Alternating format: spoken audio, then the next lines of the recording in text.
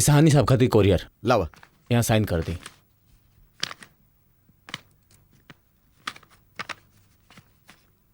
Thank you. ला, welcome.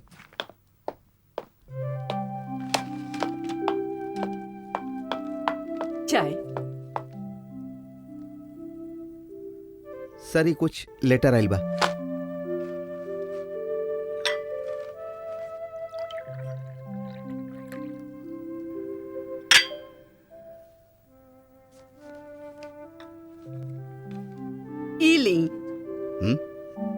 फिर से आ गई इतना सारा डाक। कमला जी, ये जगत साहनी के इकलौती बेटी नीलम के शादी के इस्ताहार के रिस्पांस बा। जबरदस्त तो होखी ना। पिछला बार के डाक मिला के 300 लेटर्स और फोटोग्राफ्स आ चुकल बाड़े। पिछला बार तो कोनो दम ना रहे। ई बार देखा तानी शायद कोनो लड़का पसंद आ जाए। देखा, जौन भी डाक के साथे तस्वीर ना होखे ओकरा एंटरटेन करे के जरूरत नहीं है। उहे तो करतानी। एमे तो एनआरआई भी पड़े। उनका तब बिल्कुल अलग कर दा। हम अपन बेटी के विदेश भेजे वाला नहीं खी।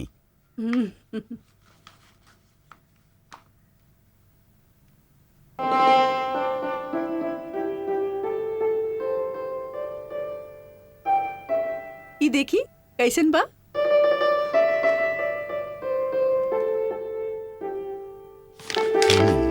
हैंडसम बा।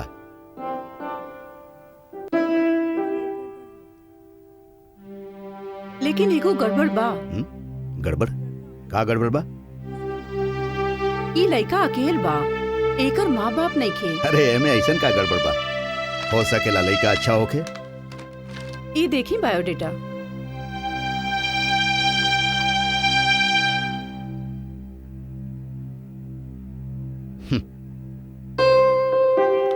बायोडेटा तो बहुत बढ़िया बा।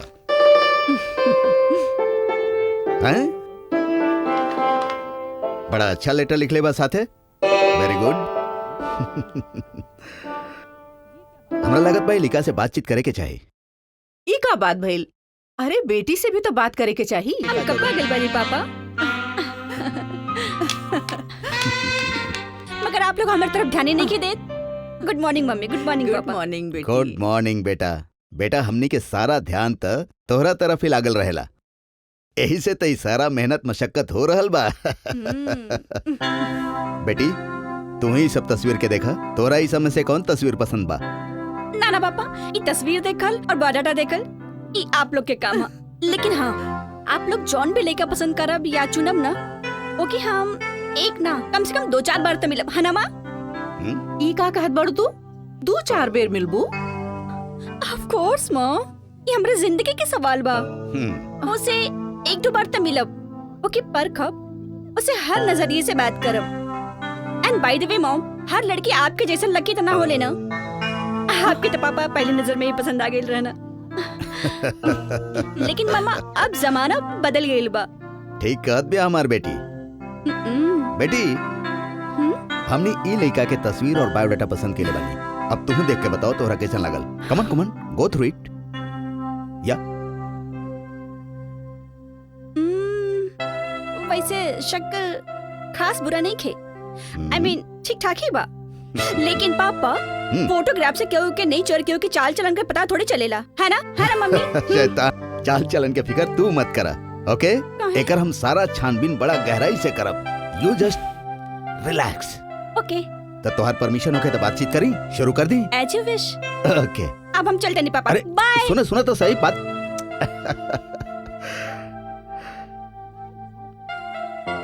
का बोल गई आपके लाडली? सुन्नी बहुत सर पे चढ़ेले बानी आप। ओहो कमला जी, इकलौती बेटी बिया हमनी का इतना लाडता वाजिब बा।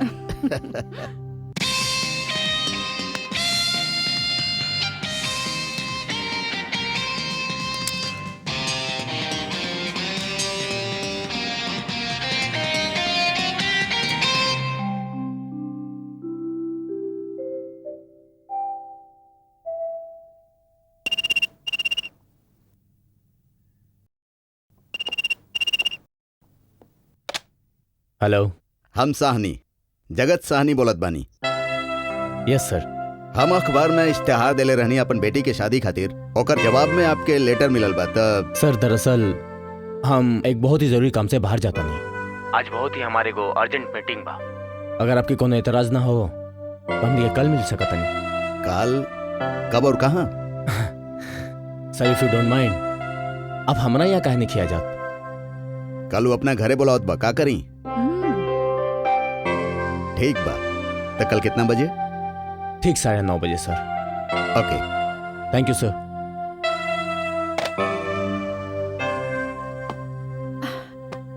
का कहलस? कमला जी,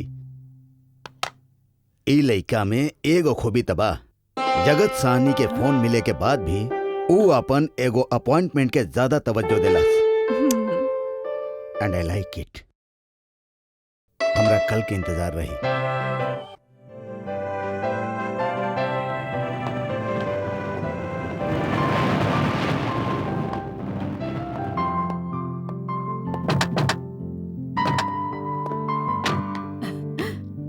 प्रणाम। अरे रे, खुश रहा। रास्ता में कोनो तकलीफ तो ना भइल? ना ना, बिल्कुल ना। अरे रे, एका कर रहल बड़ा बेटा। प्लीज मत रोकिए हमरा के। जब हम घर से बाहर निकलत रहनी तब मम्मी डैडी के पाँव छू के बाहर निकलत रहनी। घर वापस अला के बाद भी मम्मी डैडी के पाँव छूत रहनी। और आप लोगन में हमरा के मम्मी डैडी नजर आवेले। God bless you. Please come in. आओ। आई सर, प्लीज प्लीज। शांता माँ, प्रणाम। नमस्ते। प्रणाम। शांता माँ आई। ये सारा घर के देखभाल ये करेली। बिल्कुल हमरा माँ जैसन बाड़ी। शांता माँ वो हम समझ गए नी बेटा, हम अब बेल आवत आनी। प्लीज तशरीफ रखिए।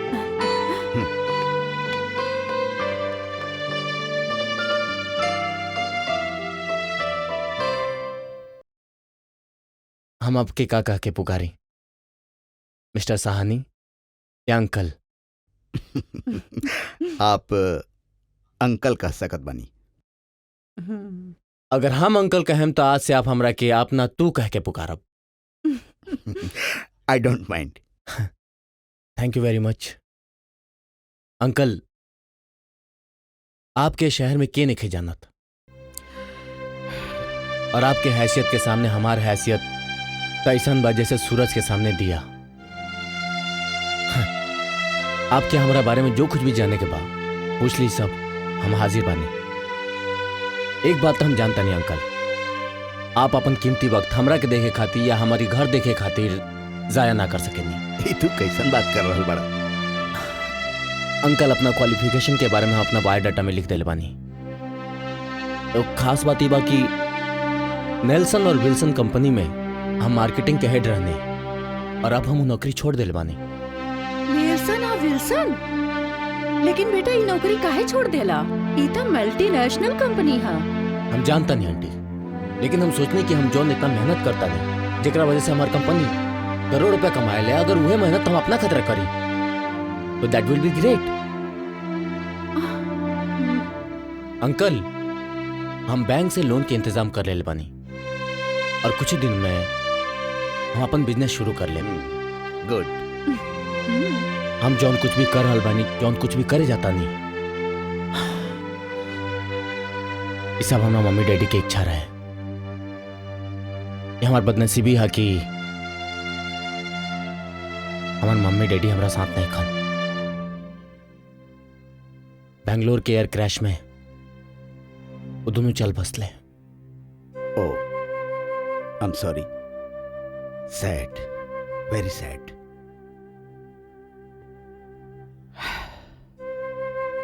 विजय, हमरा उस सब नौजवान से मिलके बेहद खुशी होला जे अपन भविष्य अपना हाथ से संवारल चाहेलन। Thank you uncle. इला बेटा। शांता माँ, हमरा से कहले होती हम खुद ले भी आ जाती। अरे पहला बेरी घर में मेहमान आइल बड़े। बेटा, इस सब के का जरूरत रहे, इतना सब कुछ। अंकल, कहीं आप वो मान्यता में विश्वास तो ना रखे नहीं कि जवना घर में अपना लड़की के रिश्ता लेके जाए वहां के पानी तक ना पियब। अब हमनी के ख्यालात इतना पुराना नहीं थे। चली अब हाँ हम सर्व करता नहीं। ओके।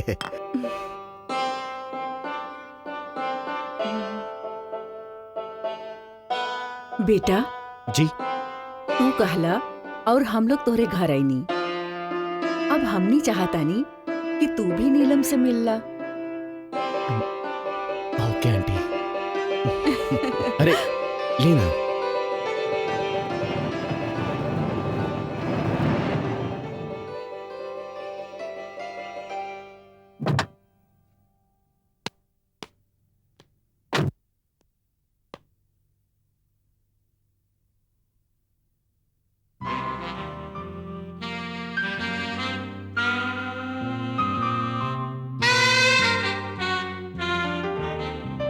Hello Vijay. Hey Neelam. Yeah hi. Hi, sorry I am late. That's okay, बैठी। Thank you. का लेम आप? हमके जूस चाहिए एक्चुअली। ओके। ऑरेंज। वेटो। Yes sir, what can I do for you? Madam खतरे को ऑरेंज जूस और हमरा खातिर coffee. Okay sir, thank you. Thank you very much. Neelam, हम अखबार में तार छवि देखनी है, या यूं कहें कि एक लफ्जी खाका देखनी और फॉर्मेलिटी के तौर पर ओकरा के रिस्पॉन्ड कर देनी। और आज तो हमरा सामने बैठल बाड़ू, लेकिन ये बात हम तार से कहे से बिल्कुल ना कतराएम कि तू हमरा बहुत पसंद बाड़ू। अब हम तहार राय जाने के चाहता नहीं। विजय, हम तोरे बारे में और भी जानल और पूछल चाहते नहीं। I hardly no you. I know. नीलम, हमरा के एगो बात परेशान करा था। ए वक्त हम अपन करियर बनाए के सोचता नहीं। हमनी के शुरुआत के मुलाकात कोनो 5 स्टार होटल से ना हो सकत रहे। हाँ तो हम एगो अमीर माँ बाप के बेटा, लेकिन वो लोग के डेथ के बाद हालात कुछ चेंज हो गई बा। और ये बात हम तारा से छुपाए के नहीं चाहत, काहे कि तारा के हम अपना जिंदगी में शामिल करके सोच रहल बानी। एक खातिर हमरा बारे में कुछ भी फैसला करे से पहले प्लीज जरा अच्छी तरह सोच लिया,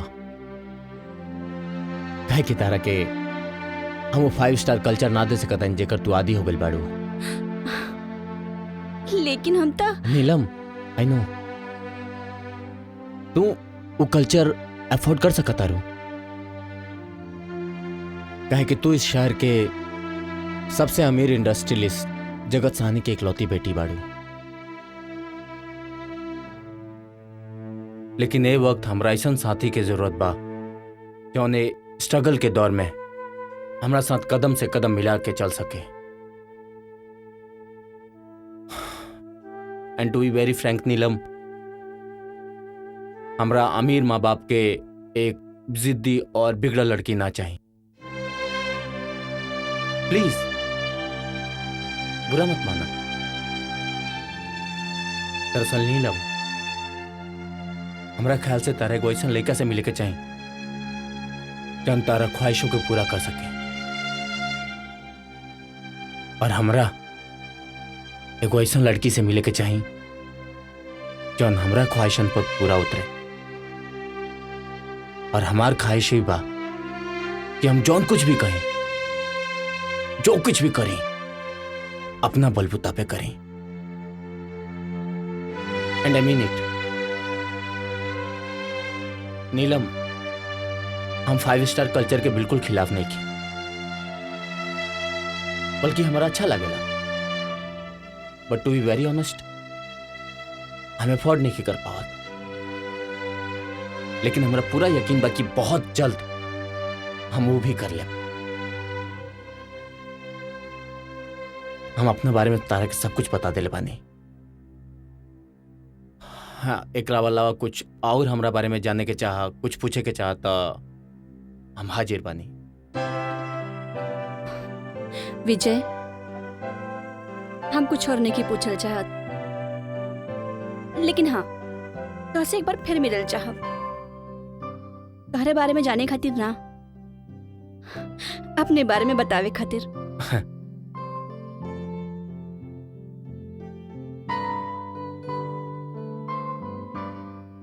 एक्सक्यूज मी मैडम।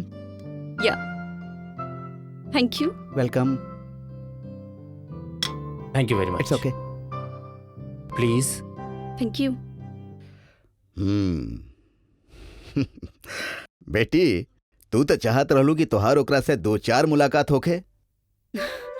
जी डैड, लेकिन जौन बात 2-4 मुलाकात में जानने क्यों खेला, समझे क्यों खेला, पूछे क्यों खेला, वो अगर एक की मुलाकात में पता चल जाए तो?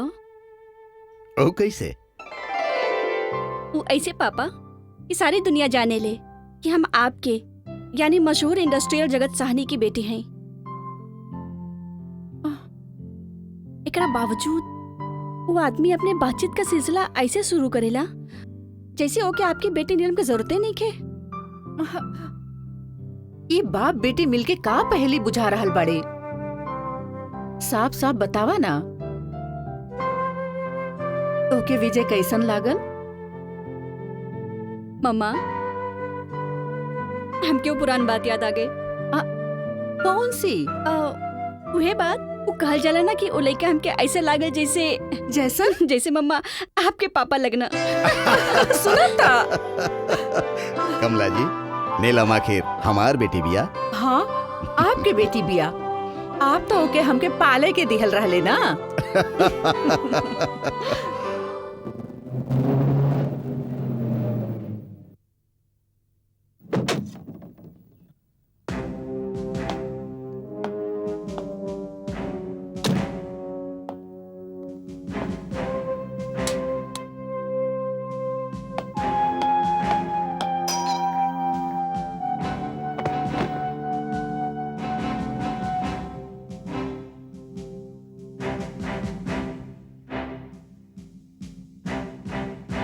Hi uncle, hi aunty. अरे बलराज, आओ बेटा आओ। अरे जियत रहा। खुश रहा बेटा। बेटा अचानक?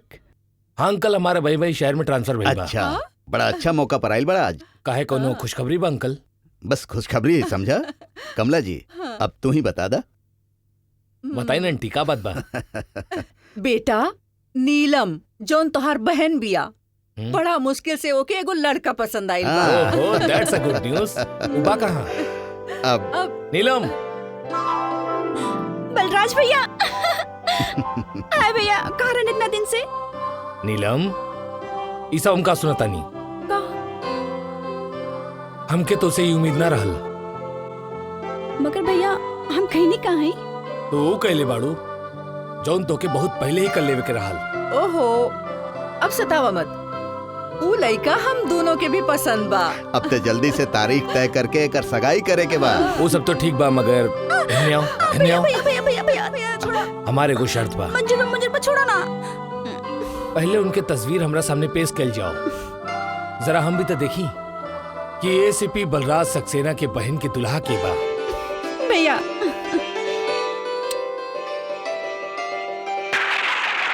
शांता माँ, शांता माँ।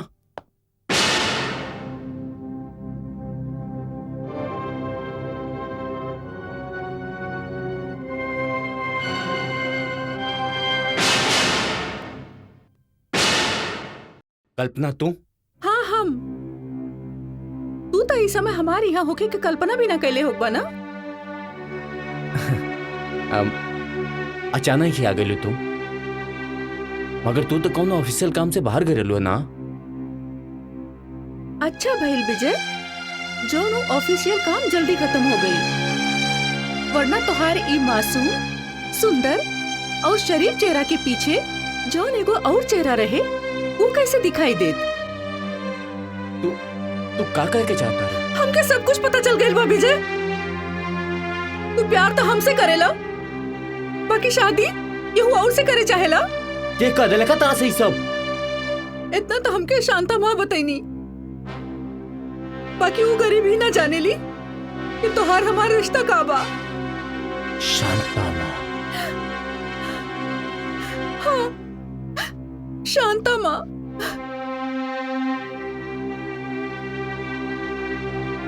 देखा कल्पना, अगर तारा पता चल गई बा तो अच्छा बात बा ना। हाँ, अच्छा ही भइल। ये तो पता चल गई कि जैसे हम प्यार करेनी होकर प्यार। कल्पना प्लीज जरा समझदारी से काम ला। देखा कल्पना, जहां तक प्यार के सवाल बा वो तो हम अभी तारा से ही करेनी, लेकिन एक बात तो तय बा कि प्यार के पेट्रोल से जिंदगी की गाड़ी ना चल सकेला। कल्पना, तारा परेशान होके की जरूरत नहीं खे। परेशान मत होगा कल्पना, तो कल भी हमारा रहो, आज भी हमारा हो और कल भी हमारे रहो। बस सिर्फ एक बार हमारी शादी जगत सहानी की इकलौती बेटी नीलम से हो जाएगा। बहुत अच्छा दाव खेलने बानी हम इस बार। काहे ना, बातन में तो तुझसे जीतल मुश्किल बा। अरे वो शरीफ लोगन के तई बात के अंदाजा भी ना होगी कि जेके वो अपन बेटी देने जा रहल बड़े, वो पिछले 4-5 साल से एगो गरीब भोला भाला लड़की के शादी के झांसा दे रहल बा। कल्पना प्लीज, हमें इतना बुरा मानने की क्या जरूरत बा। जरा समझदारी से काम ला प्लीज। एक दफा हमारी शादी हो जाएगा, ओकरा बाद हमारा पास करोड़ों के दौलत आ जाए, हमने के दोनों मिलके अशकल जाए। कल्पना, हम तारा कदमों में वो सब खुशियां डाल देम जेकर तू कल्पना भी ना कइले होकबू। क्या समझ ले बड़ा तू अपना आप के? नीलम तो हर पत्नी और हमार हैसियत एगो कीप के होगी, एगो रखल के होगी। कल्पना, ये सिर्फ एक शब्द बा, तुम एकरा कोनो भी नजरिया से देख सकता रू। देखा विजय, अगर नीलम खातिर तू हमके ठुकराइता तो हम तो के एगो लालची और बेवफा समझ के माफ कर देती। रो लेती हम अपन किस्मत पर कि हमारा सपना टूट गई है। ओके कल्पना, अब तेरा हकीकत पता चल चुकल बा। तारा से जो बन पाए करा। हम वो करब मिस्टर विजय जौन बहुत महंगा पड़ी तो के। हम प्यार की तरह व्यापार न बने दे। हम तो हर सपना के महल के हम ताश के पत्ता की तरह बिखेर के रख दे। हम सबके बता दे। हम तो हर सब असलियत बता दे। हम कल्पना,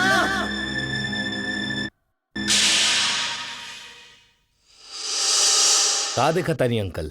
वक्त 9:30 बजल बा। विजय के आवे के वक्त हो गइल बा।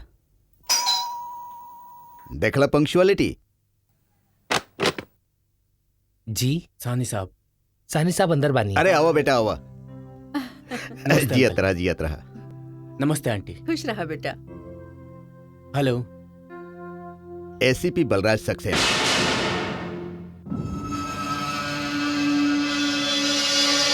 हमार बेटा जैसा नहीं समझा इनका।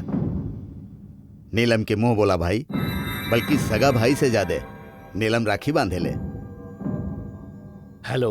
हेलो, बड़ा खुशी भइल आपसे मिलके। हमके तो आपसे ज्यादा खुशी भइल। अरे क्यों तो मिला लेकिन नकेल डाले वाला। भैया अच्छा अच्छा, आप लोग बैठी, हम खाना लगवावत हाँ, हनी। चला थैंक यू आंटी। आओ बैठा।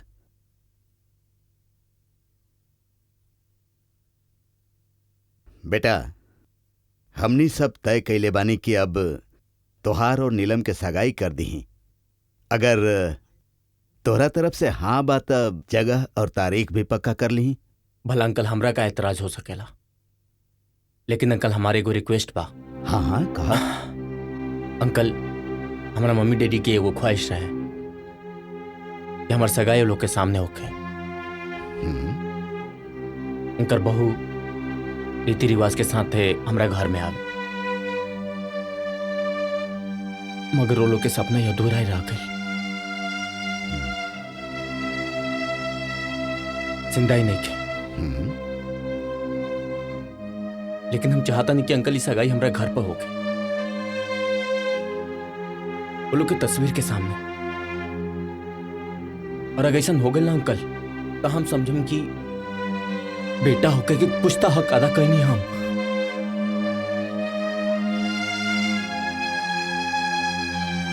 हमरा मंजूर बा बेटा।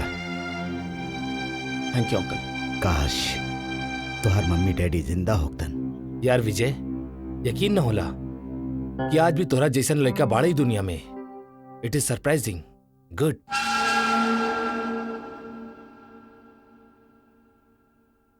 Thank you. चला चला, कितना सुंदर लागत है ना।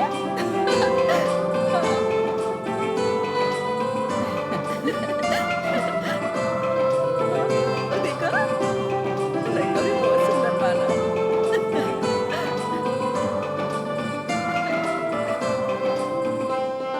जोड़ी बहुत अच्छा लगी। इला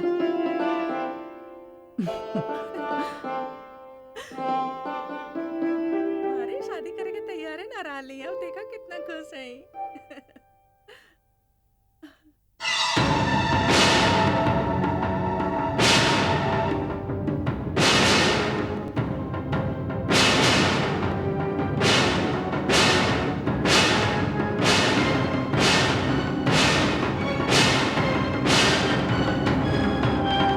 अरे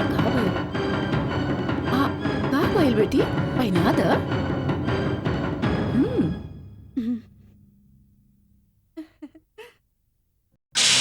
अरे अरे ई का अरे अचानक लाइट लाइट कैसे चल चली? गई। अचानक लाइट कैसे चल गई? हाँ, अचानक लाइट कैसे चल गई यार? बाप रे, देखो ना। बड़ा गलत टाइम पर लाइट ई गई। का हो गइल? जी अंकल। हाँ, देखो लाइट चल गई। ई का भइल? हे भगवान, ई तो अपशकुन बा। हमके तो डर लागता।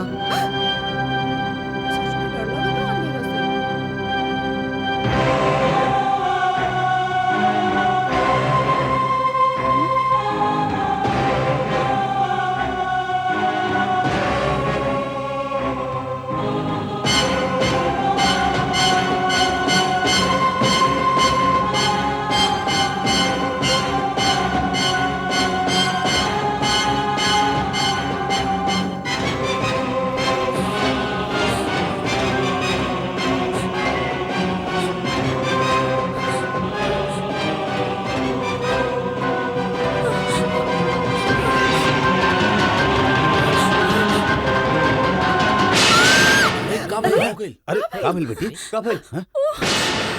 कुछ ना भइलू, लाइट जाए से शायद डर गई। बेटा बैठा बैठा। ओके, रिलैक्स बेटा, रिलैक्स। चला बेटा, चलो बेटा। चला बैठा बैठा। बेटा रिंग सेरेमनी के पूरा कर। बेटा मुहूर्त के पहनावा। वक्त निकलत बा।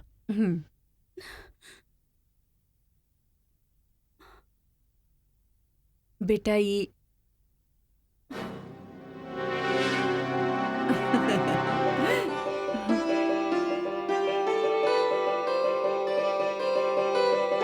बहुत बहुत बधाई होके। कांग्रेचुलेशंस। जी तरह बेटा।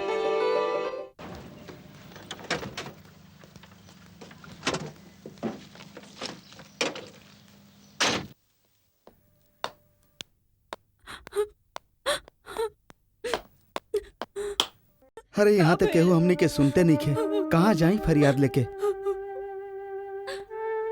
धीरज रखा कल्पना के माँ, सब ठीक हो जाई। का बात है? साहब, हमार बेटी कुछ दिन से गायब बिया।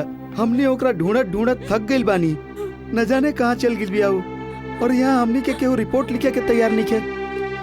आप लोग आइए हमारा साथे। आवा कल्पना के माँ। इंस्पेक्टर शिर्के। यस सर। जब केहू आपके लगे कंप्लेन लेके आवेला तब आप ओके कंप्लेन दर्ज करे ले आना। करे नहीं सर, हमरा पास जे भी कंप्लेन लेके आवेला हम ओकर कंप्लेन दर्ज करे नहीं। जरा सुनी साहब।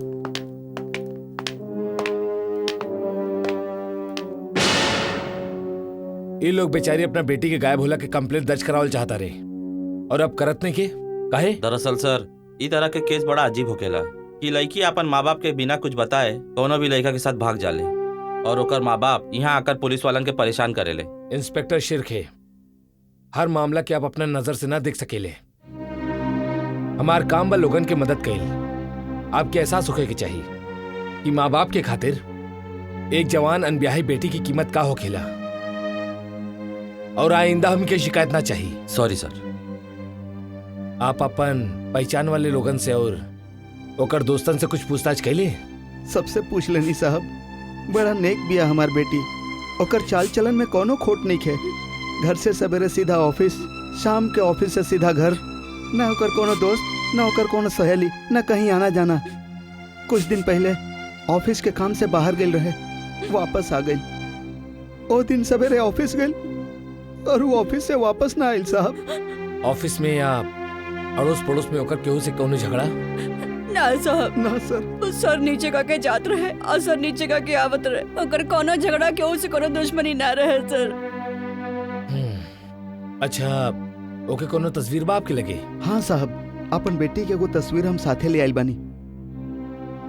आप लोग बेफिक्र होके घर जाएं। हम ओके जल्द से जल्द ढूंढने की कोशिश करब। आपके मेहरबानी साहब, आपके बहुत बहुत मेहरबानी।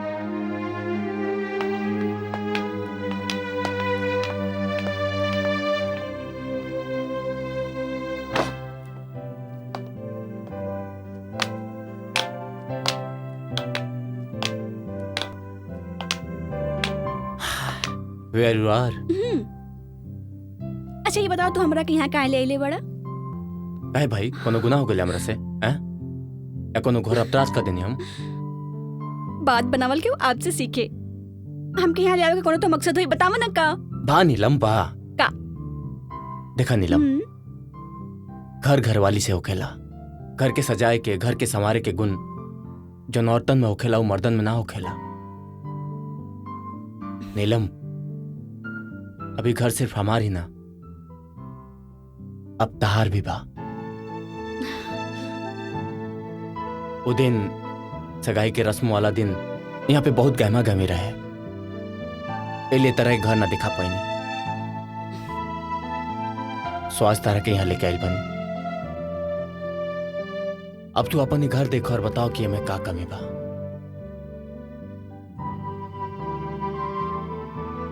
का भाई, का दिखता रू? अपने आवे वाला कल के। कैसन बा?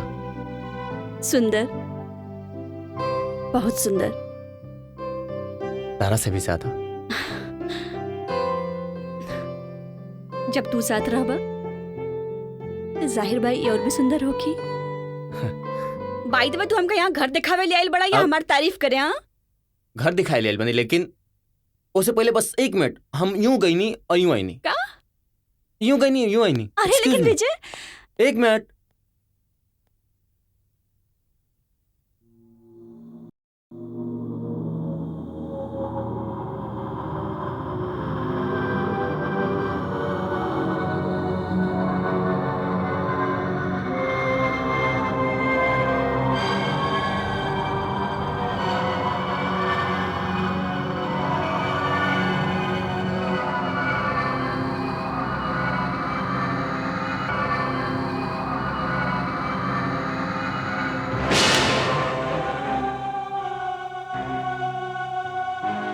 विजय, की हो? की हो? विजय,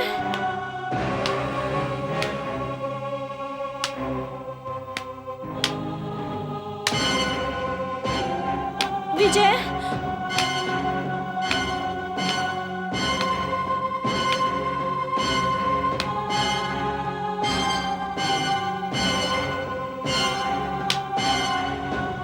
विजय, विजय देखे हम कैसे मजाक पसंद नहीं खे।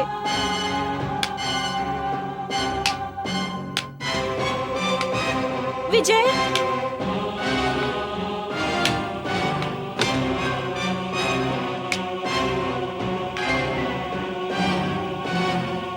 विजय, विजय,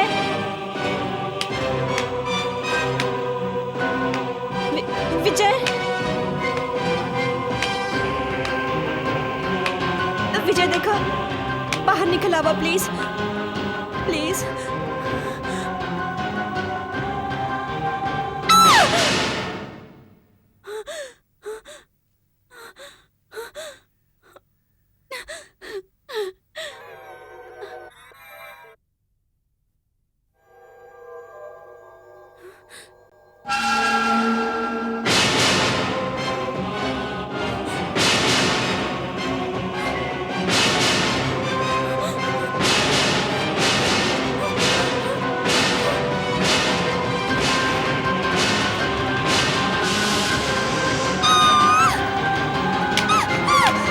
का भइल नीलम, का भइल नीलम, का भइल का भइल नीलम, का भइल? ड्रेसिंग टेबल का है ना टूट के हमरे पे आवत रहे, हमरे पर आवत रहे। नीलम कुछ भी नहीं के आईना बिल्कुल साफ बा, देखा था। नीलम प्लीज, हम तेरे साथ बानी ना, देखा।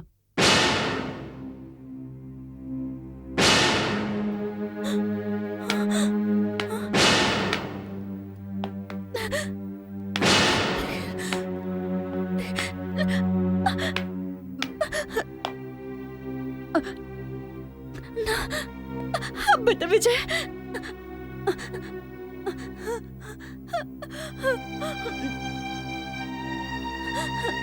हमारे तरफ देखा, विजय कुछ नहीं की, आईना एकदम ठीक बा।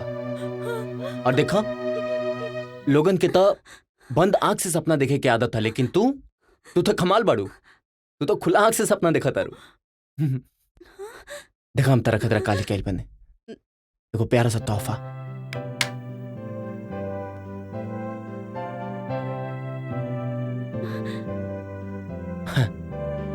कंगन हमरा माँ के निशानी बा। हमरा माई के ख्वाहिश रहे कि क्योंकर होखे वाला बहू दुल्हन के लिबास में ये वाला कंगन पहने। ला, तारा खातिर। तोहरे माँ के निशानी हमरा खातिर बहुत कीमती बा। ला, खुद ही पहना दो। रियली? होल्ड दिस। ओके।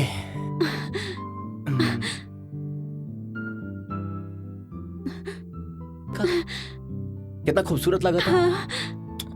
थैंक्स। चला चला, आओ। हेलो, चला।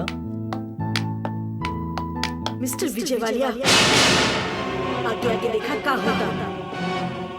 तो नीलम से सगाई तक कर लेलस, पर शादी के मंडप तक ना पहुंच पाई बा। हम तोहरा के नीलम के ई तरह जिंदगी बर्बाद ना करे दे।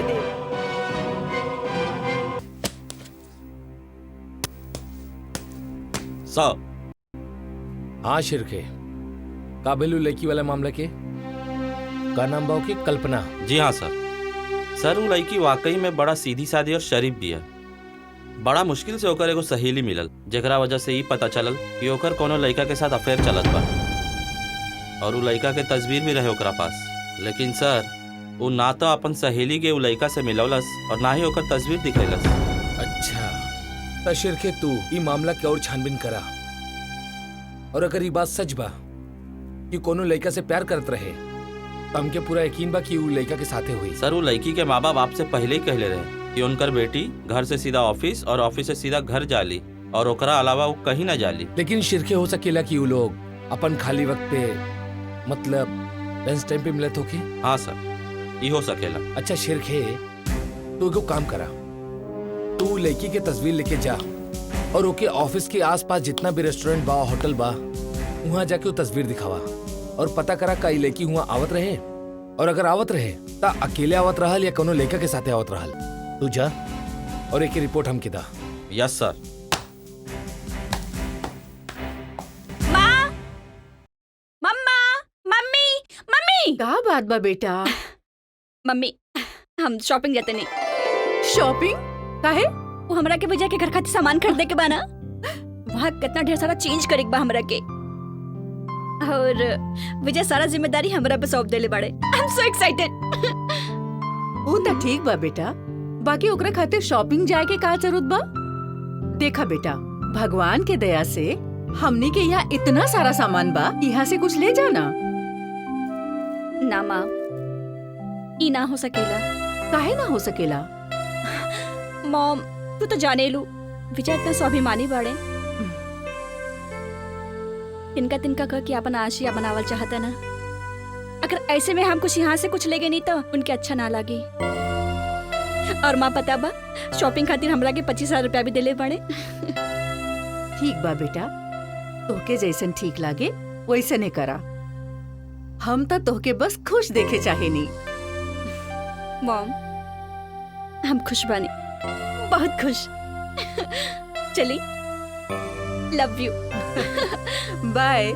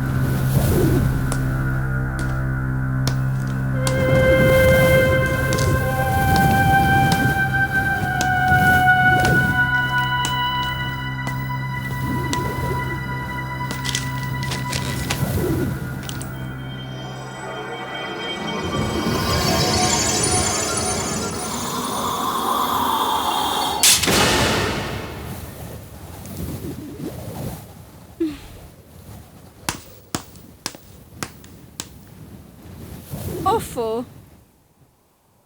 मिस्टर विजय तो बड़ी गड़बड़ हो गई। हालांकि हम ना कहीं नहीं हाँ, लेकिन आप तो ये सोचब ना कि हम कहीं नहीं हाँ। अपने घर में जब कुछ तोड़ फोड़ देते रहे तब मम्मी पापा हमके कबो ना डांटते रहे। पता ना आपके रिएक्शन कैसन होगी।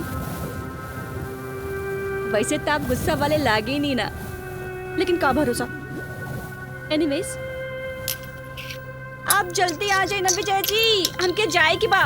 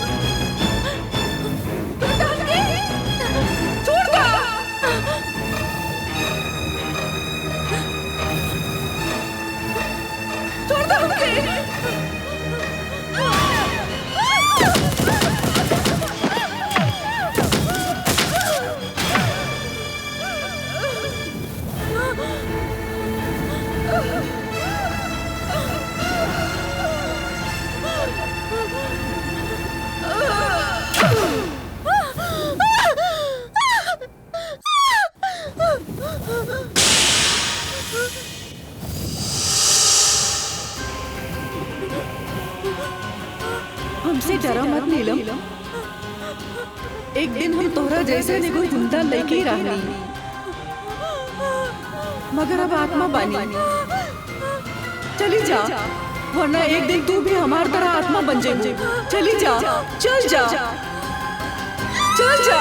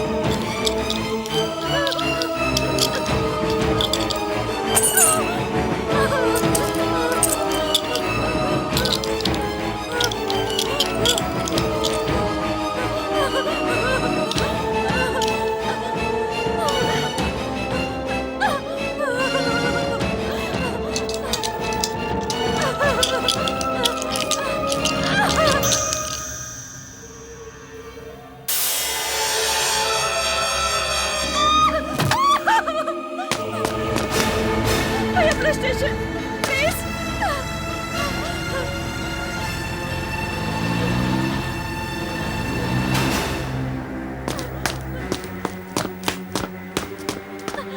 भैया अरे नीलम, भैया का भइल? भैया का भइल? नीलम, रिलैक्स रिलैक्स रिलैक्स। भैया पहले पहले बैठ जा बैठ जा बैठ जा बैठ जा। भैया पानी पिया, ना भैया। पानी पिया थोड़ा, पहले पानी पिया, सांस ले। भैया भैया जन्म देखनी ना पर हम हो गया कि ना भेल रहे। मैं पापा को बताइम ना तो सोचिए हम मजाक कर रहल बानी, लेकिन हम मजाक नहीं कर रहे भैया। हम जौन कुछ भी देखनी वो एक बहुत डरावना रहे, बहुत डरावना। लेकिन तू दिखले का बाड़ू?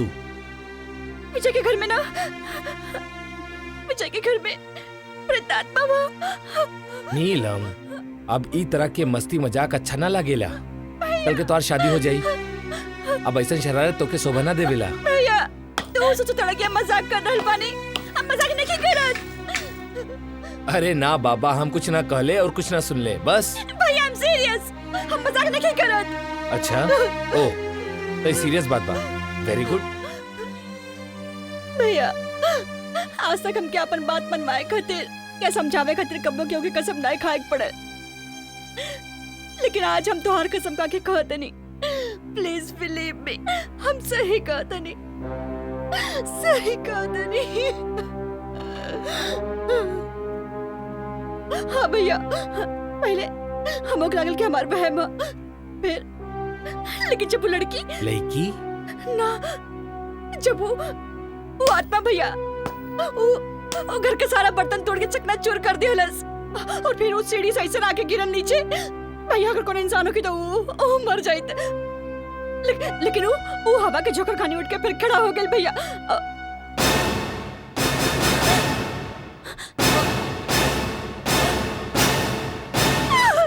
काबिल नीलम, काबिल नीलम, काबिल। वो लड़की भैया, ये तस्वीर तो एक गुमशुदा लड़की की बात। ना भैया, उससे आत्मा की तस्वीर है। What? भैया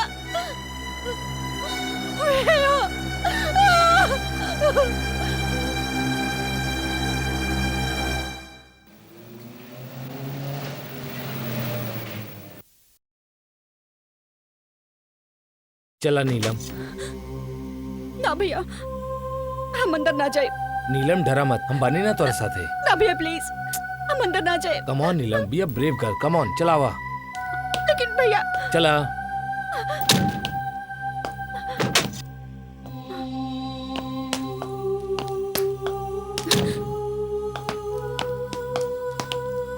आवा।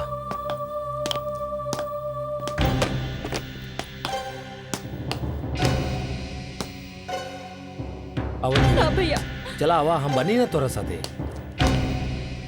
आवा।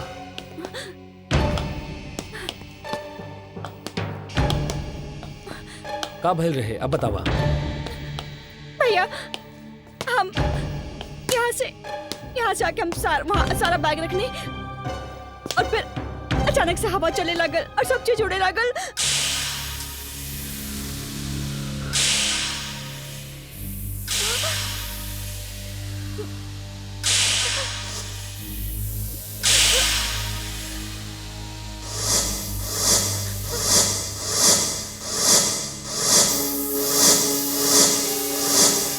लेकिन नीलम, यहाँ तो सब कुछ ठीक ठाक बा। ये कैसे हो सकेला? How is this possible? भैया सारा चीज टूट गई रहे, ये घड़ी, ये पॉट, ये सब कुछ टूट चुका है भैया। How is this possible? अच्छा नीलम, तू एक लड़की के जिक्र करत रहलू, कहाँ देख ले रहलू? वहाँ।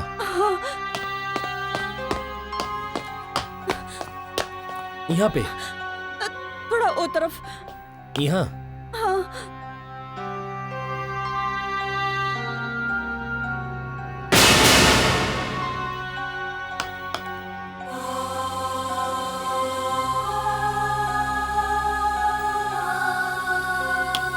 नीलम ही रुमाल तो हर बा।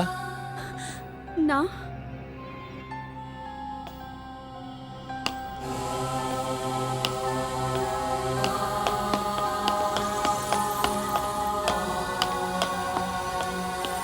नीलम आयुश्वरी रुमाल तो हर ना है। हाँ भैया, हम रुमाल यूज ही ना करे नहीं। नीलम तू घर जा, हम बाद में आई। लेकिन भैया हम के जे कुछ छानबीन करे के बा। ओके, लेकिन प्लीज टेक केयर।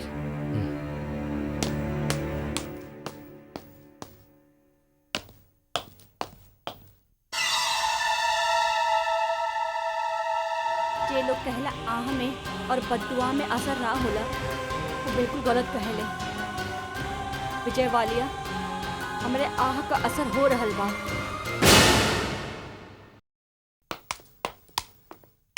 साहब आप बोलवैली? आई आई, हम क्या आपसे एगो जरूरी बात करे के बा। पहले ये तो बताई हमार बेटी के पता चलल या ना? साहब हमार बेटी मिल गई। कोशिश जारी बा। हम इस सिलसिला में आपके बुलौले बानी। बैठी। पहले आप ये तो बताई हमार बेटी के पता चलल कि ना? ई रुमाला पहचाने ले? अरे ये तो हमारे कल्पना का रुमाल हो। साहब हमारी बेटी जिंदा भी है कि ना? साहब बताई ना, साहब बताई। आप संयम रखिए। साहब हम आपके हाथ जोड़त पानी, हमके सिर्फ इतना बता दी हमार बेटी जिंदा भी है कि ना? देखिए, आपके अपना दिल के मजबूत करे के होगी, संयम रखे के पड़ी। बाकी आप हमार बात के जवाब ना देनी। हमार तरफ से तहकीकात चलता, रुमाल मिल गल बा, आपके बेटी की भी पता चल जाई। कल्पना के माँ, अब तो सिर्फ भगवान के ही आसरा बा। चलो। ई देखी, ई मेहंदी पर पहनी नीलम, अच्छा और ई वाला लेडीज संगीत में, ठीक बा। और ई सेट रिसेप्शन में। कैसन लागल? हम ये सोचत रहनी, लो नीलम भी आगिल बिया, वो खुदे बता दी। बेटी अब तू ही जेवर और साड़ी देख ल, आखिर पसंद तो तोरे करे के बा। हाँ बेटा, देखा तोहार पसंद ना पसंद तो हमनी के मालूम बा, बाकी विजय के पसंद उ तो तोके ही पता बा। जी माँ।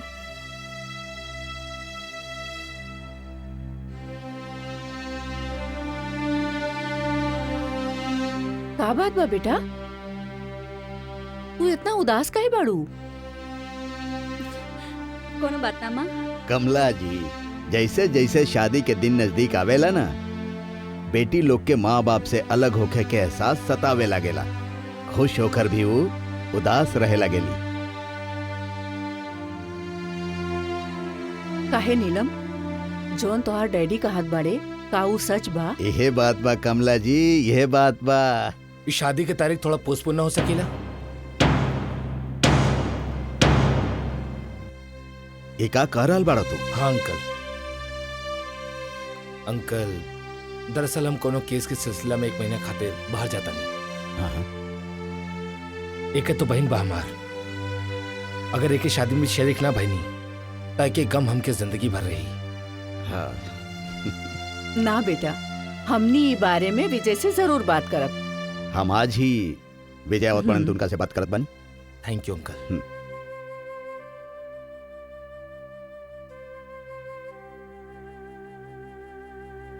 शिरखे कुछ पता चलल? हाँ सर, पता तो चलल बा। एगो लड़का कल्पना से अक्सर मिलत रहे और वो दोनों साथ ही कोनो पारसी के होटल में खाना खात रहे। शिरखे तस्वीर ला और जाके वो होटल के मालिक के दिखावा, हो सके वो एके पहचान ले। सर आपके बात से तो ये लागत बा कि आप ई केस के जड़ तक पहुंच गए बानी। ना शिरके वहीं तना, लेकिन बहुत जल्द पहुंच जाए। बस एक कड़ी जुड़ जाओ, समझ ला दूध के दूध और पानी के पानी हो जाए, सारा मामला साफ हो जाए। ये तस्वीर के संभाल के रखिया शिरके। सर देखे में तो लड़का बड़ा शरीफ लगा था। हाँ शिरके, अब यह पता लगावे के बाद कि लड़का वाकई में शरीफ बा या दिखे में शरीफ बा। हाँ एक बात और, ये एड्रेस ला और एजापन 3-4 आदमी के सिविल ड्रेस में भेज दा और उनसे कहिए कि घर पे कड़ी नजर रखें and keep me informed. Yes सर।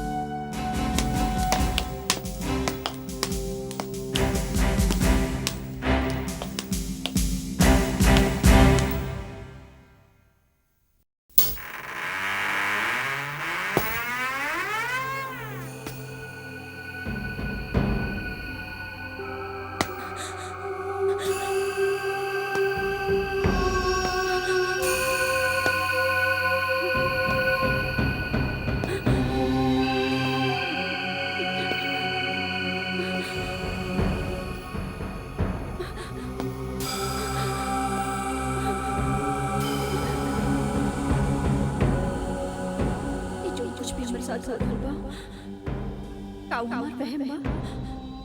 ना ना ये हमार वहम ना हो सकेला। हमरा के पता बा क्यों ना क्यों तो बा। हम एकर पता लगा के ही रह। हम जानता नहीं कि तू यही कहीं बाड़ू। सब हमके कहेले कि तू खाली हमार भ्रम हो और कुछ ना, लेकिन हम जानते नहीं कि तू बाड़ू। हम तोरा के देखल चाहते नहीं। हम कहते नहीं सामने आवा। हम तोरे वजूद के समझल चाहते नहीं, जानल चाहते नहीं। तू जे के हो भी बाड़ू, सामने आ जा। तो सामने कहा न खुआवत, कहाँ बाड़ू तू? हम कहते नहीं सामने आओ, सामने आ जा। कहाँ बाड़ू तू? नीलम, नीलम,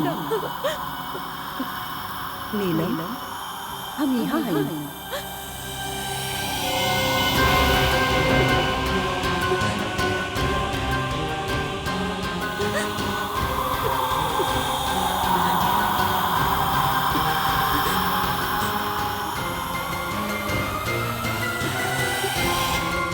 के हो तू?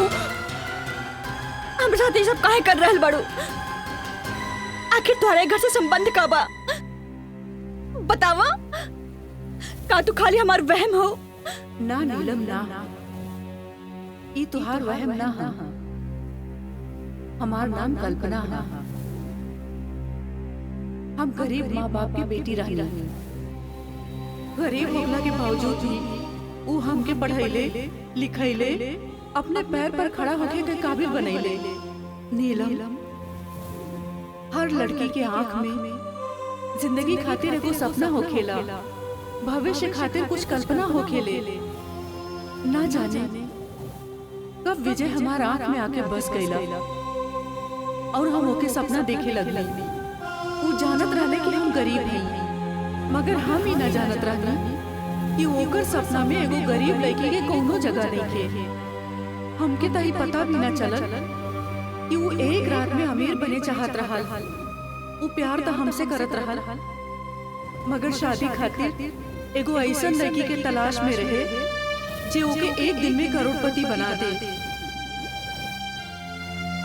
और नीलम, तोहार पिताजी विजय के लिए सपना पूरा करे जात बाड़े। तोहार शादी करा के ओसे। तू जन कुछ भी कर रहल बाड़ू, पर यकीन नहीं खे होत। ओ दिन हम तोहार तस्वीर एसीपी बलराज, जो हमार भैया हुआ, उनके ऑफिस में देखनी और तब हमरे मन में एगो खौफ उठल। ना नीलम, हमसे डरे के कोनो जरूरत ना हा। प्यार में वही इंसान हारेला जे केहू के हवस के खिलौना बन जाला। जे के हम विजय के प्यार समझत रहनी, वो ओकरा खातिर महज एगो खेल रहे। हम ऑफिशियल काम खातिर शहर से बाहर गए रहनी और इहे समय विजय तू लोग के अपन शराफत की यकीन दिला के अपना शीशा में उतार लेला। हमके सब कुछ पता चल गया विजय।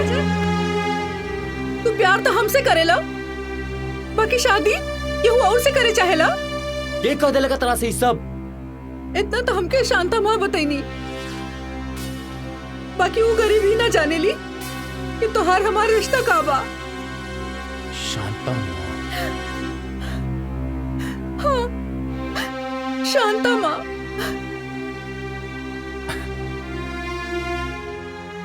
देखा कल्पना, अगर तारा पता चल गइल बा तो अच्छा बात बा ना? हाँ, अच्छा ही भइल। ये तो पता चल गइल कि जैसे हम प्यार करेनी होकर प्यार। कल्पना प्लीज जरा समझदारी से काम ला। देखा कल्पना, जहां तक प्यार के सवाल बा वो तो हम अभी तारा से ही करेनी, लेकिन एक बात तो तय बा कि प्यार के पेट्रोल से जिंदगी की गाड़ी ना चल सकेला। कल्पना, तारा परेशान होके की जरूरत नहीं खे। परेशान मत हो कल्पना, तू कल भी हमार रहलू, आज भी हमार हो। और कल भी हमारे रहो। बस सिर्फ एक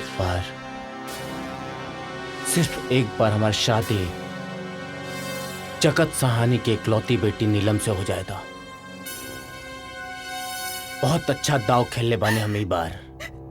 है ना, बातन में तो तुझसे जीतल मुश्किल बा। अरे वो शरीफ लोगन के तई बात के अंदाजा भी ना होगी कि जेके वो अपन बेटी देवे जा रहल बड़े, वो पिछले 4-5 साल से एगो गरीब भोला भाला लड़की के शादी के झांसा दे रहल बा। इतना प्लीज, हमें इतना बुरा माने की क्या जरूरत बा? जरा समझदारी से काम लग प्लीज।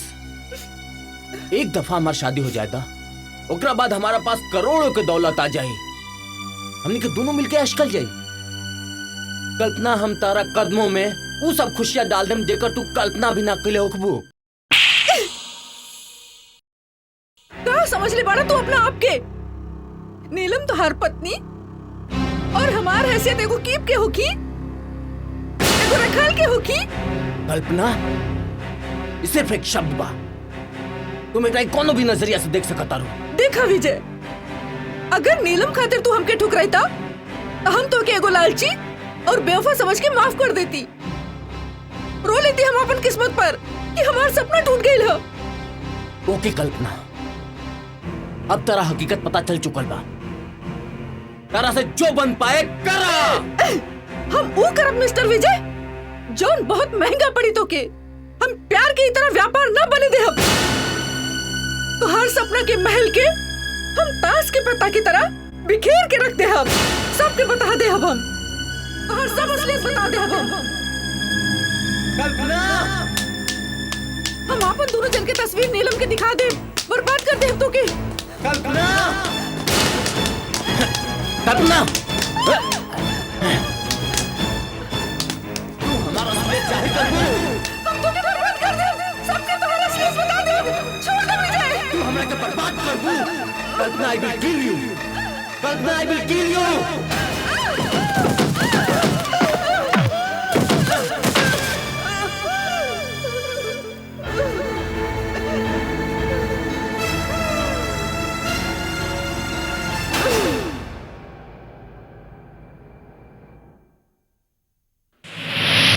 कल्पना, हमके तो तारा पे यकीन बा, लेकिन सब लोग समझेला कि हमार वहम है। उनके यकीन दिलावे खातिर हमके कोनो तो सबूत चाहिए। तो के सबूत चाहिए ना? हाँ, अब हमारे साथ।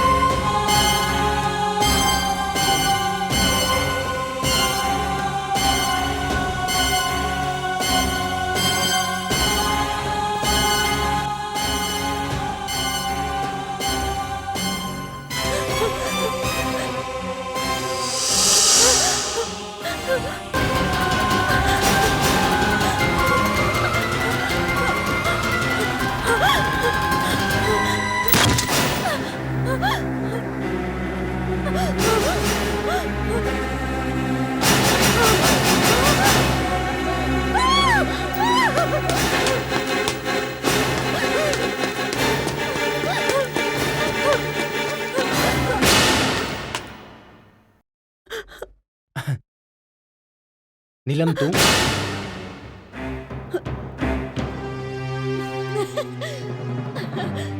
अरे तू इतना घबराइल का है बाड़ू? घबराइल ना तो और अचानक यहाँ कैसे? हम यहाँ से जात रही तो सोचनी वैसे मिलके जाए। नीलम, का बात ना?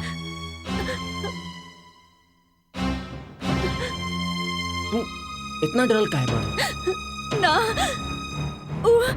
हम घर में अकेले रहनी ना तो रिलैक्स नीलम, हम आ गइल बानी ना। अब घबराए के का जरूरत? I am here. ओके, चला बाइल बड़ू तो बैठा। वो घर जाए के बा। ओके ओके ओके, बिल्कुल मत घबरा, हम तरह के छोड़ के आवतन, हम तरह के ड्रॉप करके आवतन। लेकिन हाँ, ड्रॉप करने से पहले लेट्स गो फॉर डिनर। ना हम मम्मी से कहीं रहने की। ओके ओके, जस्ट रिलैक्स ओके। थोड़ी देर खतरा बैठा, बस 2 मिनट।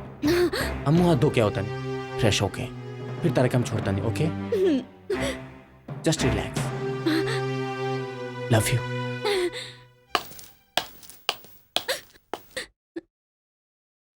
डोंट लव जय मत।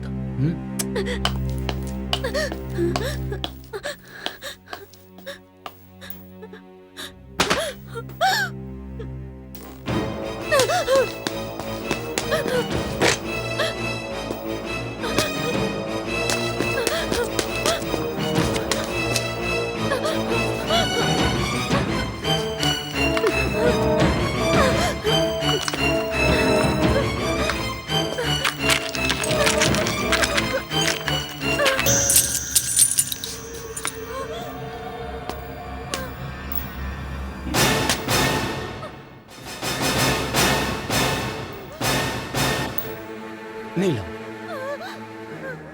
हमरा पता बा, तारा पता चल चुकल बा। बोला नीलम, तू ऐसा काहे कहलू हा? काहे कहलू तू का समझाता तू हमरा बिना इजाजत के यहाँ से चल जाइबू? हैं? हमार बनल बनावल खेल बिगाड़ के। खेल तो थोड़ा बिगड़ चुकल बा विजय। दौलत के लालच में तोरे हाथ से कल्पना भी गई और अब नीलम भी। नीलम,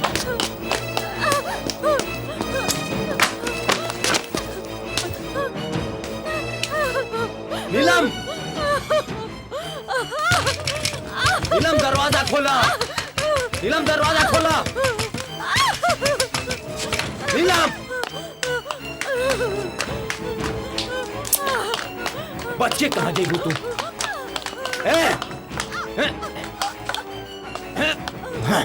और नीलम, नीलम, हम तो तारा के मारे के ना चाहता नहीं हा। हम तो सिर्फ तारा से शादी करके तारा दौलत पैश करके चाहता नहीं हा। लेकिन हम का करें? तारा किस्मत में तो मरे के लिखल बा, और किस्मत के लिखल हम तो नहीं टाल सकत ना। हैं? विजय छोड़ा हमरा के। कैसे छोड़ी तारा के? ताकि तू हमरा बर्बादी के तबाही के सबूत लेकर दुनिया में चल जा। जैसे हम कल्पना के मरले बानी, वैसे हम तारा कभी मारे Neelam. I will kill you. Vijay, hands up Vijay Walia, छोड़ दो करा। ना बलराज, तू कुछ नहीं कर सकत। अभी रिवॉल्वर फेंक दा। हमरा लगे तोरा खिलाफ सारा सबूत मौजूद बा। जौन रेस्टोरेंट में तू कल्पना के लेके जात रहला, वहाँ के लोग तोरा के पहचान ले बाड़े। कत्ल के वक्त कल्पना के जौन रुमाल एजा गिरल रहल, ओके ओकर माँ बाप पहचान ले बाड़े। तोहार भलाई इहे में बा कि तू अपना आप के हमरा हवाले कर दा। बलराज, रिवॉल्वर फेंक दा और हमरा के यहाँ से जाए दो। छोड़ दो के विजय, छोड़ दो के।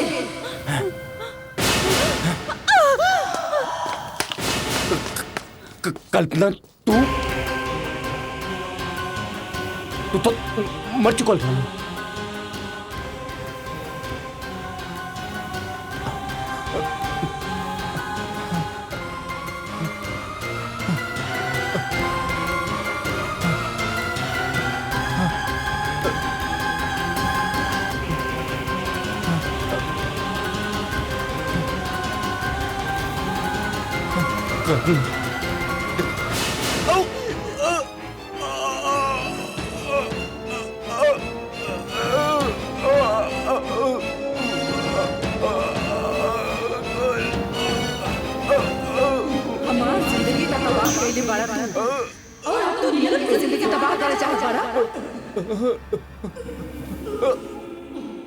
लेकिन हम ऐसा मुखी न दे विजय।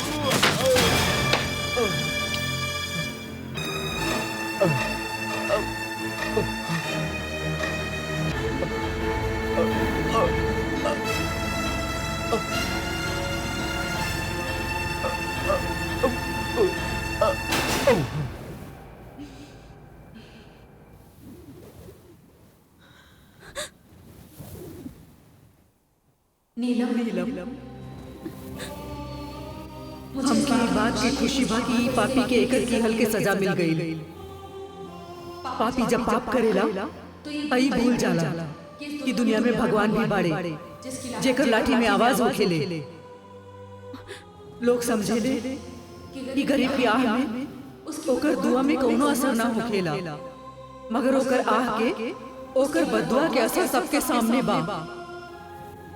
माँ बाबूजी के हमार जाए के दुख जरूर होखी, मगर उनके ई बात की खुशी होखे के चाहिए कि गरीब होखला के बावजूद उनकर बेटी ने अपन इज्जत, आबरू और सम्मान के सौदा न कैलस। और दूसर खुशी ई बात के बा कि एगो नेक और शरीफ लड़की के जिंदगी ई कमीना और हत्यारा के चंगुल से बर्बाद होने से बच गई। हम दुनिया के तमाम माता पिता से ई प्रार्थना करब कि वो जब भी अपन बेटी के रिश्ता तय करे तो वो रिश्ता की छानबीन अच्छा से करे। वो ये समझे कि ई उनकर बेटी के जिंदगी के सवाल है। हम जा रहल बानी नीलम, हम जा रहल बानी।